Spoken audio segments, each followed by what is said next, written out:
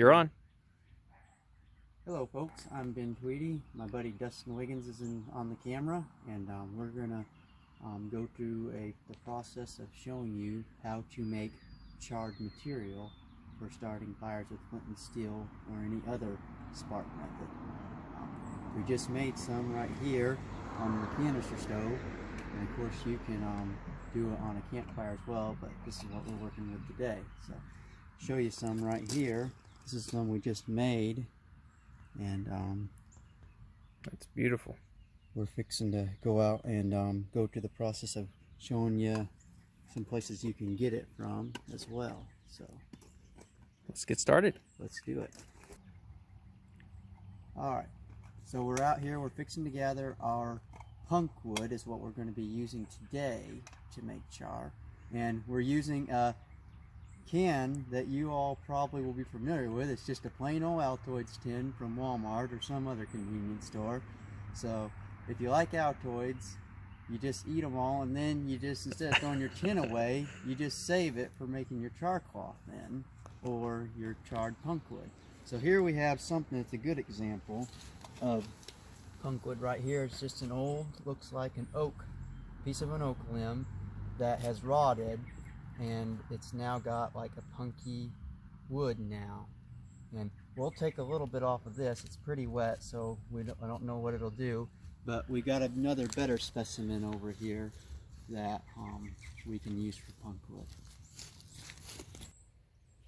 Alright, so we're here now. This is a oak stump that is pretty rotten, and it has got a lot of good punk wood in it. So right in here, as you can see, we got a lot of good punk wood.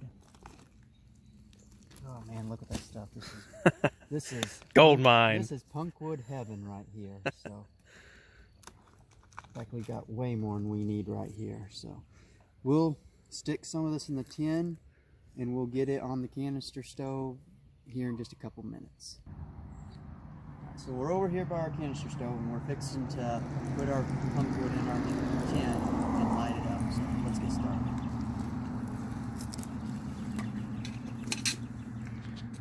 Stuff broke up.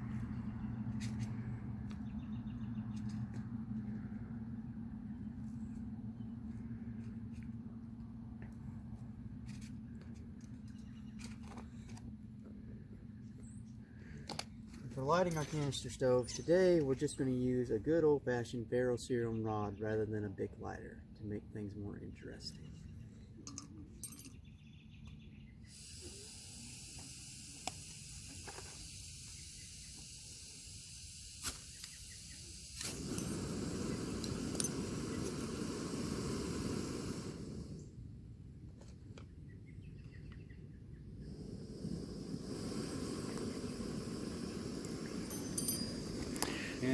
Do you put that on high heat? Yeah, put it on about medium to high heat for about 15 minutes. Okay. And that will char it very well. Excellent. And as far as a tin, think the Altoids tin is probably just a normal steel. I think you said before you kind of prefer stainless if you can, right? Or it really doesn't matter. Anything that is made out of like a tin, stainless will last longer, probably. I have an example over here.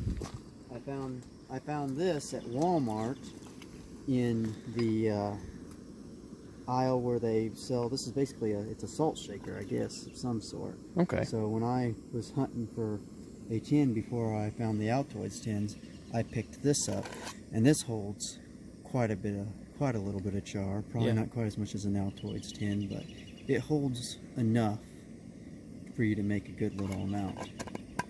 And then packs up real easy, having a nice lid on it. And of course, the nice thing too is you want air holes in your char tin. Well, you've got them here, and with the Altoids tin, you don't generally have to poke a hole in it because it's got enough air holes on the levers that its lid are on that you don't need to poke a hole in it. But like if you were to get like this tin here, if it didn't have a hole in it, you'd need to poke a hole through the top. Okay. Because it has to have air flow into it. Excellent. Or else it won't char correctly. Well, that's very good information. Looking forward to seeing what this this can of char turns out looking like.